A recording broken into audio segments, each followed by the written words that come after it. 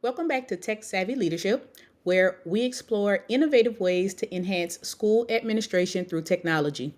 I'm Tamara, and today I'm excited to share with you how I use Google Sheets to determine PBIS eligibility for my school.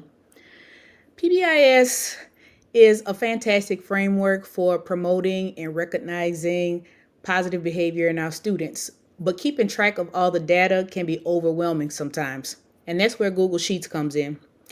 In this video, I'll walk you through my step-by-step process for setting up and managing a Google Sheets document that helps streamline eligibility determination.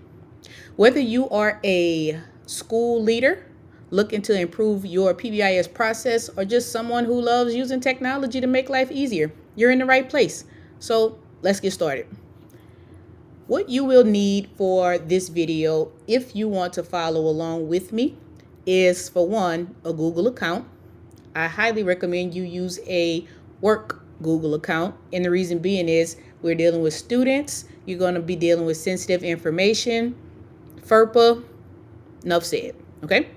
The data files that I will be using is enrollment data. I will be using attendance data, behavior data, and class or grades data. And that's because I utilize what I call ABCs to determine if a student is eligible for PBIS. I want to know if you're coming to school, I want to know if you're behaving in class, and I want to know if you're passing your classes. So let's go. All right, so the first thing that I do whenever I am getting ready to start figuring out eligibility for PBIS is I go into our Student Information System, SIS. For you, it could be PowerSchool. It's a system like Skyward. Maybe it's Teams. Maybe it's Frontline Education. Usually there is some software that houses all student information. Think about where you go to get a parent's phone number if you need to call home. That's the system, okay? Now in that system, there is some place where you can run a report to get an enrollment listing, okay? Now, you might want to do it just for a grade level. Maybe you're just trying to see, if you want to reward the students in your grade level. Now, in my case, I'm usually doing it for the whole entire school. So I get a full student body enrollment. Now, for all intents and purposes, I am using fake data because, again, FERPA, okay? And all I did was ask ChatGPT to create me a whole bunch of fake data. I gave it a whole bunch of different criteria. It created it for me. So today we are going to be looking at Minnie Mouse, Mickey Mouse, Goofy, Sebastian, the whole Disney lineup. Okay. Now I'm going to go ahead and click on the student enrollment file. Okay. Let me close this just to get it out the way. I'll bring it back later. Now, and you can see I have a list of student names. Hey Mickey, hey Donald, hey Goofy. That's the lineup I'm dealing with today. Okay. Now, I also have student ID number. You need the student ID number because it serves as a unique identifier for the students. You need some number that only belongs to one student, okay? And the reason why because we're going to be doing a whole bunch of searching. And sometimes you can't search by just the name because you might have two Plutos in a class. You might have two John Smiths. You might have two, I don't know, Haley Williams. Who knows?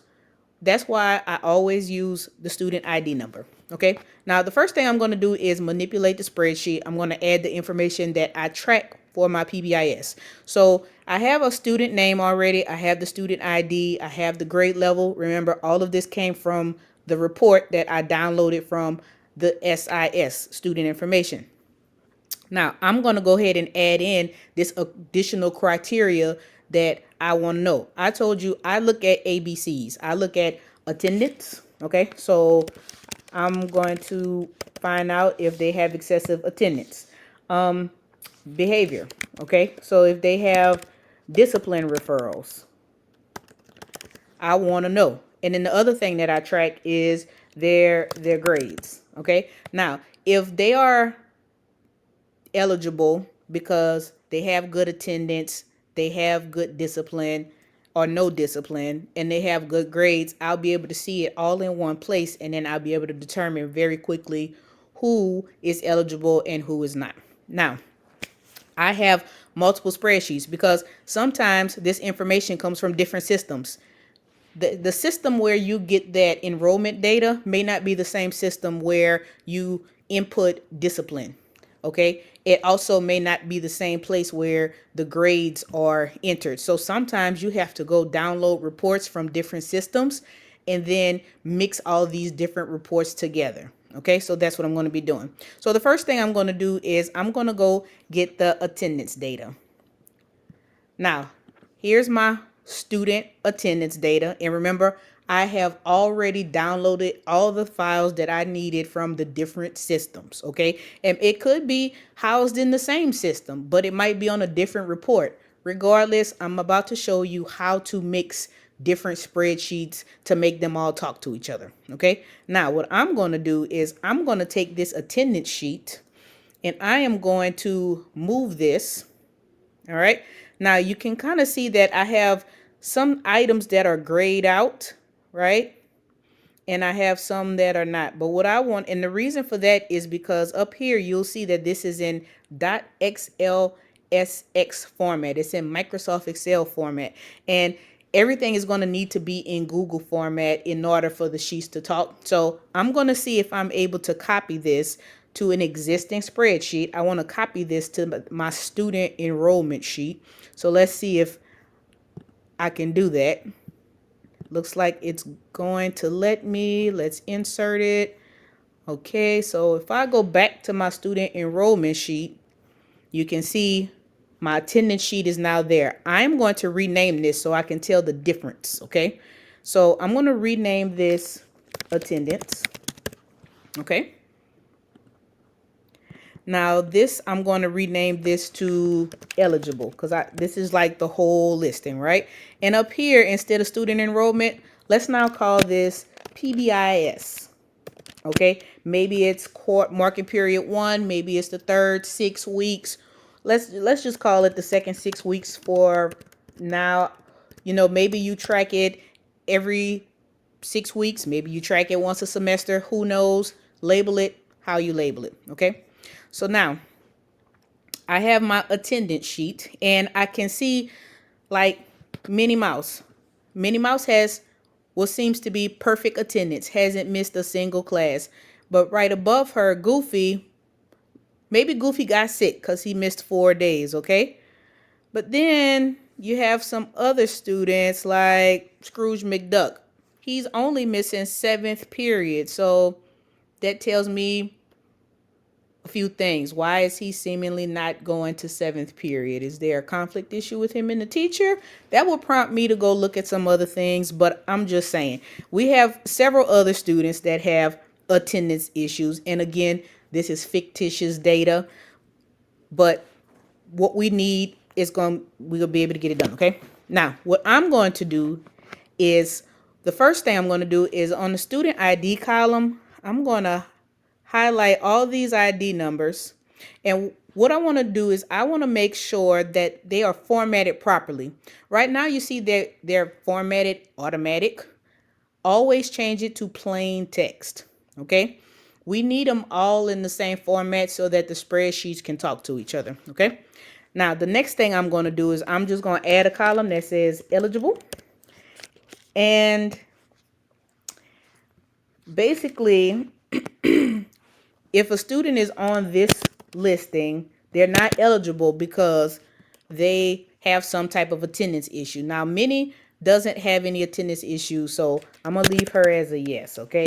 But usually, if you set a criteria for a report, let's say the student can't have no more than 4 absences, then you're only going to get students with 4 or more absences on the report. Again, I'm just doing this because I wanted to kind of demonstrate but usually I'm just typing a no and then I'm, you know, copying and pasting it all the way down the list. Okay. Now, back on my eligible sheet,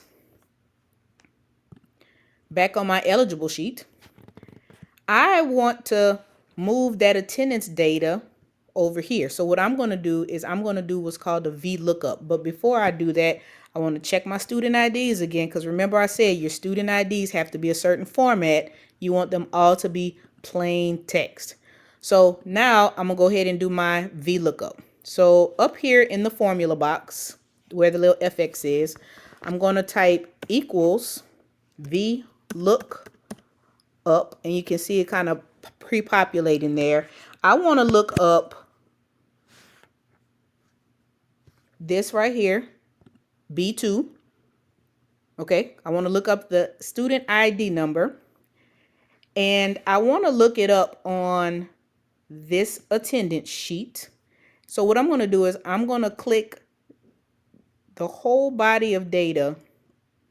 Okay, and this is giving me a range to search. Okay, so far what I've told it is look up this number, look it up in this range. Okay, and let me do that again because something don't look right. I'm gonna press escape, come back here, start again. Equals VLOOKUP,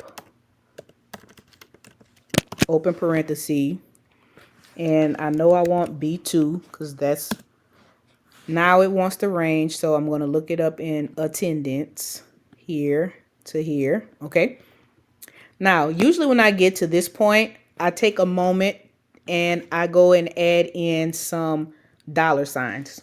Now, why are you adding a dollar sign before the B, before the 2, before the L, before the 21? The reason is because the dollar sign locks in the range. Okay, because what we're going to do is we're going to copy this formula into additional cells. And if you don't use the dollar signs, then your range is going to be distorted. It's weird. So I'm going to press comma. Now the index, they want to know what column do I need reported back. So all I want to know if the kid is eligible or not. Okay, so the beginning of your range is always number 1. So this column B, and I know you can't see, I wonder if I can X this out. So this is B is 1, C is 2, because it's the second column, third column, fourth column, fifth column, sixth column, 7, 8, 9, 10, 11. So I needed to report back 11. And then after 11, I can go ahead and type in false. And what false does is it reports it exactly how it sees it. Okay. False. And then after that, I'm going to close that out. Now, one thing that I like to do is I like to add in an if error statement. Okay. And if error allows me to get rid of the, and I'll show you what it does if we don't add an if error. Now, you can see that it says that Mickey Mouse is not eligible. So Mickey Mouse must have had some attendance. But what I'm going to do is I'm going to drag and drop this down the line. Okay. And you can see what it did. Okay. So Donald isn't eligible. Goofy isn't eligible. Minnie is eligible. And it may seem like it just copied and pasted, but it didn't. What a VLOOKUP does is it looks whatever you wanted to search for. So in this case, I searched for a student ID number on this page, and I looked for it on this page, and it reported to me what was in item 11 of the page. And that's what it put in the box for me. Now, I'm going to come back and reformat all this stuff later. But for now, we have our attendance. Now, I'm going to go ahead and get my discipline data and do the same process. Discipline. I want to copy this sheet to an existing spreadsheet. And I'm going to copy this to the one I'm currently working on. Remember, I renamed it PBIS second 6 weeks. And then it's going to copy, and I'm going to go back, and now it should be at the end. But I'm going to rename this because this was the discipline data. Okay, so I'm going to rename this to discipline. All right. Now, you can kind of see we have some issues. We got some skipping class. We got some fighting, profanity, disrespect to staff. Okay, if you've been doing all this stuff, you don't need to be at PBIS. Okay, so again, I'm going to check this to see and make sure it's a plain text. And here, I just want to say, are they eligible? Again, if they are popping up on this list, no ma'am, no sir, you are not eligible. Okay, so I'm going to go back here and I'm going to do another VLOOKUP. So equals VLOOKUP, open parentheses. And again, I am looking for whatever is in B2. I'm checking that student ID number. This time I'm going, where do you want me to search for this number? That's essentially what you're telling Google Sheets. I want you to search on the discipline page, okay?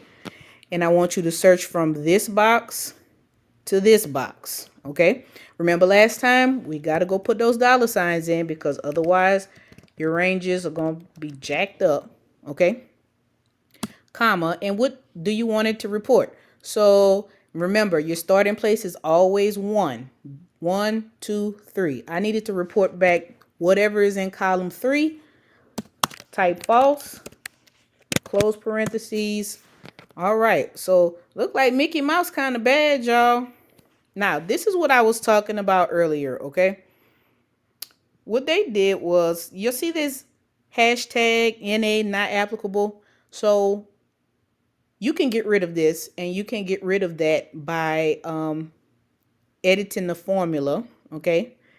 Now, the way I edit the formula, okay, is in front of VLOOKUP, I am going to put a formula inside of a formula, okay? I'm going to do what's called an if error. So I'm going to type in if error because essentially hashtag NA, they can't find it. It's an error of some sort. So basically what I'm about to say is if the formula that I gave you gives an error, then instead of the error, I want you to leave it blank. So in the beginning of the formula, type if error, open parenthesis, then go to the end of the formula, put a comma, and put open quote, close quote, and that means leave it blank, close parenthesis again, and hit return. Now I'm going to drag and drop again, and instantly it all disappears. Okay, so now your spreadsheet looks a little bit better. Okay, now so far we got Minnie Mouse looking good, Nala looking good. Okay, last column, grades. Gonna do this process one more time, okay? Now, for the grades, we got Mickey Mouse, Donald Duck. This is a failure report that I generated, okay? So I set the criteria. If they scored between a 0 and a 69 for the marking period, then they needed to come on this list, right? Okay? So I am going to, once again, and you guessed it, make sure my ID numbers are formatted properly. So I'm going to change the format to plain text. And then over here at the end, remember, and you see how we have some blanks. So what I'm going to do is I'm going to put a filter on this, and I'm going to filter out the blanks, okay? And the reason is because, remember, I'm about to add, are they eligible on this? And if they have a 69 or less, then no, they are not eligible because they are not passing their classes. Okay, now if I come back and select all, the people that are eligible don't have a no next to them. Okay, that's why I did that. So let's go back. Actually, now I'm going to go ahead, click this. I'm going to copy it and add it all to the other spreadsheet. So existing spreadsheet, okay? And I'm currently working in the PBIS second 6 weeks. Insert that, should be there. Now I'm gonna close out the rest of this stuff because I'm done with it. I no longer need it, okay? I'm gonna rename this. This is my grades, okay? And now I'm ready to do my VLOOKUP, okay? So right here in this column, I'm going to click and type equals VLOOKUP, right? And again, I'm looking up the student ID number. I am looking up B2, and I'm looking it up this time on the grades sheet. So here we go. All right, so now that I have the range, I'm going to go ahead and add my dollar signs because I need to lock in the range. Okay. And I'm looking for the column with the no. So if B is 1, C is 2, D is 3, E is 4, F is 5, G is 6. So I need whatever is in column 6 or you know, whatever is in the sixth thing after the ID number. Remember, you're typing in false, closing it out, and hitting enter. Mickey Mouse is lighting up across the board, y'all. All right, now I'm gonna go ahead and add in my if error. Okay, so after the equal, before that V, start typing in if error, open parentheses, at the end, comma, quote, quote, close parentheses, enter.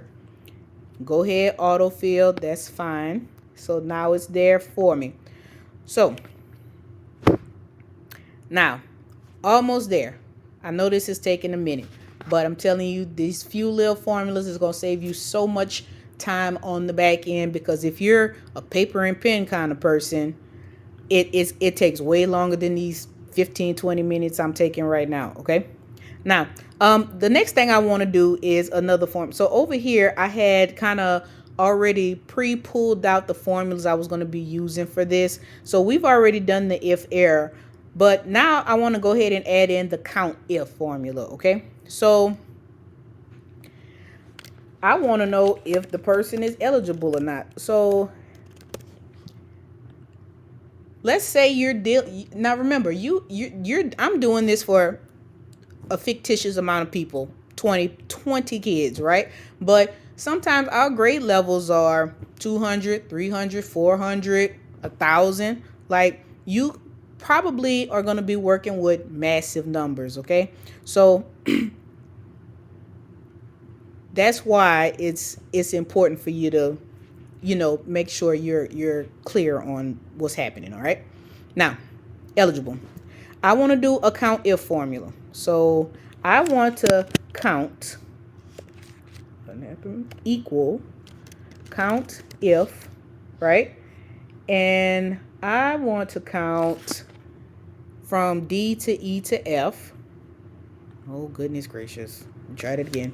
Open parentheses, D, E, F. So count if, and I'm looking for a certain value, okay? So I want to count within this range, and I want to know if there is, and you have to put it in quotes, okay? I want to know if there's a no in any of the boxes in this range, okay? Now, you can see we have quite a few students that are what I would consider ineligible, okay? And again, this is fictitious data. Now, in your numbers, it's not going to be this bad, I promise. Normally it's about maybe 10% of our students, the same students, that are not doing what they're supposed to do, okay? But this quickly counted how many no's each student had, okay? And you can see we really only have one student that has no no's at all, okay? Now, poor little Nala, she almost made it, but she looked like she probably failed the class.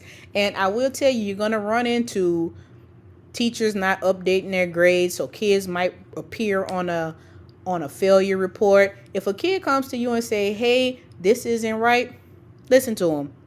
Go talk to the teacher, see if it, all I'm saying is don't have a kid not be eligible for PBIS because of an adult issue. It's not fair to the kid if they're truly doing what they're supposed to do. Now, other thing I want to bring note before I add in my conditional formatting is, when I see threes like Gaston and Beast, I guess that's Beast from Beauty and the Beast, him and Belle, they got no's across the board. So this tells me they're missing a lot of school. When they're here, they're getting in trouble for some reason and they're not passing their classes. So there needs to be some type of intervention with these kids to kind of see what is going on. Okay, because you see, like, you have some that only have one, so maybe it's just attendance, or maybe it's just discipline, or maybe it's just grades. But when I see red flags on all three areas, that's an indication something I need to go figure out and dig. You might even need to do a counselor referral. I'm just saying, these numbers tell you more than eligible and ineligible. Okay, so now I'm gonna go ahead, get off my soapbox. I'm gonna go ahead and quickly do this conditional formatting. Okay, now what I'm gonna do is I'm going to highlight this, and I'm gonna go to format, and I'm gonna click on conditional formatting, and I'm gonna do what's called a custom formula. Okay, now you can do all types of formatting, but this custom formula is going to allow me to identify anybody that's so if this range, right, if G2 to G21 is greater than 0, then I want it to be red. Okay, again, my custom formula was equals, and it had to match my range. All right, G2 to G21 is greater than 0, then it's red, and red is ineligible. Okay, so again, if I go ahead and put a filter on this, and again, it looks a whole lot differently. It looks a whole lot differently. So if you clear this and put it on 0, click OK, you can see only Minnie Mouse is eligible for PBIS. I know that's an extreme example, but with your numbers, it probably looks a lot different. So I'm gonna go ahead and get out of this video. Leave me some comments. Okay, let me know what you think.